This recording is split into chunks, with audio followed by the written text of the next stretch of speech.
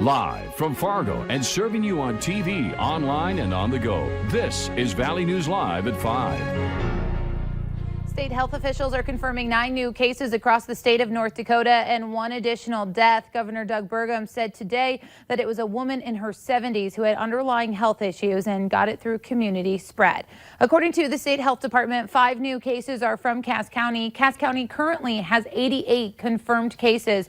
Burley County now has 48 cases, and Grand Forks still sits at 11.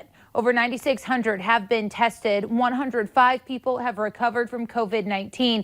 13 are currently being hospitalized. The number of positive cases in the state of North Dakota is 278, and 7 people have died. You can head over to our VNL News app to see the counties affected in both North Dakota and Minnesota.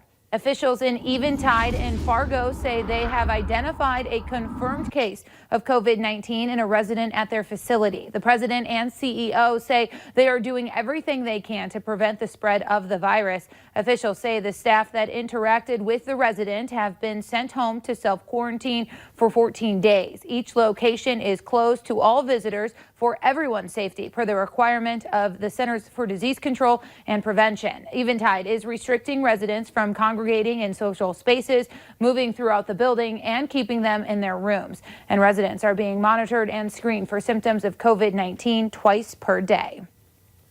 Meanwhile, in Minnesota, the state saw 94 new cases confirmed, along with 7 new deaths. Officials say there are currently 29 confirmed cases in Clay County, 6 in Wilkin, 5 in Beltrami, and 1 in Mahnomen County. The number of positive COVID-19 cases in Minnesota has risen to 1,336. Over 33,000 people have been tested, and 732 people are out of isolation. A total of 143 people have been hospitalized, and 64 people are in the ICU. The state now has 57 deaths due to COVID-19.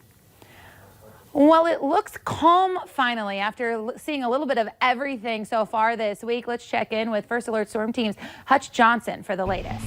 Beth, thanks so much. I'm all smiles because we've waited all week for weather like this. It's delightful out there. We do see on the radar, though, there is some evidence of change taking place north of Minot. A cool front, well, let's just call it what it is. It's a cold front that's heading our way. So moral of the story, get out and enjoy tonight whilst you can. Temperatures close to 50 in the Southern Valley. We'll slip down through the 40s tonight in Fargo. And right now, the crystal clear skies will be giving way to some clouds. Our wind stays southerly for most of the evening, but that won't last either. And in Grand Forks, as the waters here rise up against the dike in East Grand Forks, temperatures will slip into the 30s by bedtime tonight. Speaking of Grand Forks, that river cresting and starting to come down. Take a look at some photos shared by Shannon O'Connor today in and around the Grand Forks area. Other areas having problems along that Red River near Oslo, and of course the Goose River in Hillsborough rising as well. We'll have details on this in your forecast for that cold front that makes an arrival this weekend, unfortunately, Beth. I'll have details in a minute. All right, thanks, Hutch. Well, at the same time a deadly virus is striking the nation, allergy season is starting up for many of us in the valley, which Sanford and Essentia say has quite a few patients calling in to make sure their allergy symptoms aren't really COVID-19. Valley News Team's crime and safety reporter Bailey Hurley talked with health experts today on how to tell the difference.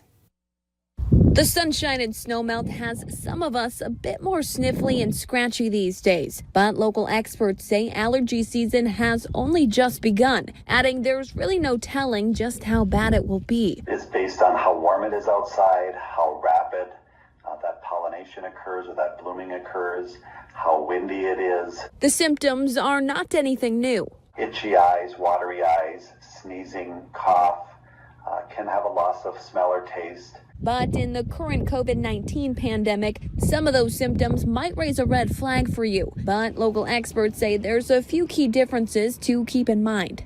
Obviously, number one is a fever. When you have fever accompanied by cough and chest tightness, definitely you should be checked for COVID-19. The second would be, does this seem similar to my allergy symptoms I typically have? Both Eng and Vetter say it's important to start taking your allergy medication now, not only to put you out of your misery, but also to keep germs and viruses away. When you have your allergies acting up, the port of entry is a little bit easier and your defenses are down a little bit.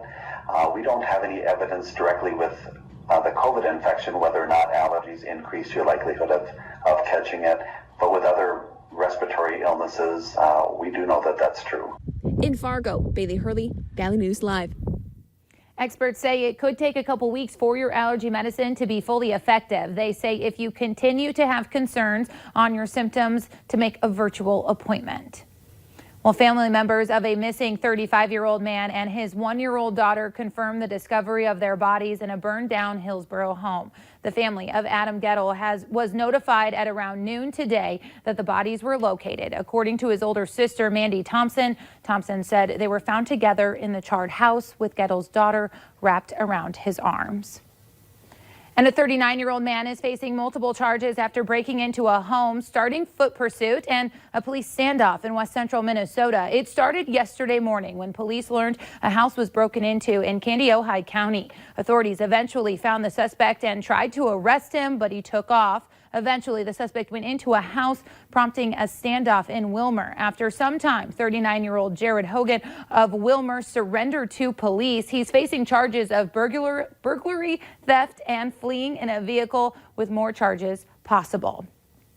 Authorities say a man was found dead in Richland County, was reported missing by the Fargo Police Department last month. Deputies got the call around 2:30 yesterday afternoon following a report of an abandoned vehicle near Winemere. Officials say the man was found dead a quarter mile from his car. The man is now being sent for an autopsy to determine a cause of death. His name is not being released at this time. And authorities in Clearwater County are now identifying the 60-year-old missing woman as Eileen Nelson from New Hope, Minnesota. Her car was found abandoned in southern Clearwater County on Wednesday. Nelson's family says she may be in a delusional state and try to hide from people looking for her. Authorities combed the area in the county yesterday and plan on sending out a specialized team to look for her today. If you see Nelson, you're urged to call the police right away.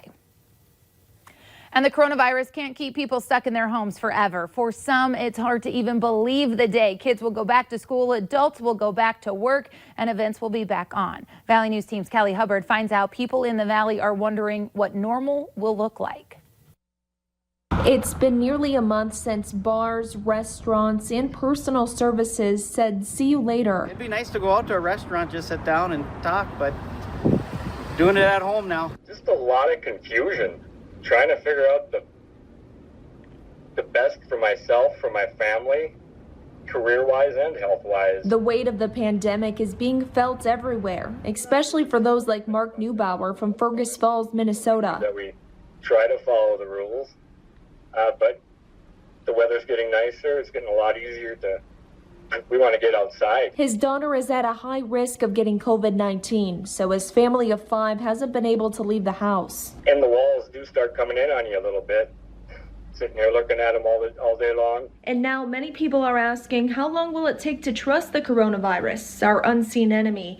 And how long will normal take to get here? That's what I'm still trying to figure out, if once they flip the switch, if everybody's going to go out and have fun or if people will be skittish. So only time will tell with that. In the FM area, Callie Hubbard, Valley News Live.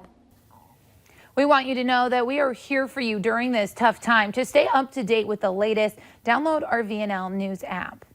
And President Trump shares an Easter greeting acknowledging this year the holiday will be different from any other. Bishop Harry Jackson delivering an Easter blessing in the Oval Office today, with the President and Vice President Mike Pence praying for an end to the coronavirus pandemic and for everyone affected by it, a message echoed by Mr. Trump. I'd like to just wish everybody a very happy Easter. We're going to be celebrating that very, very special day, and it's going to be hopefully a very good weekend and a very productive weekend.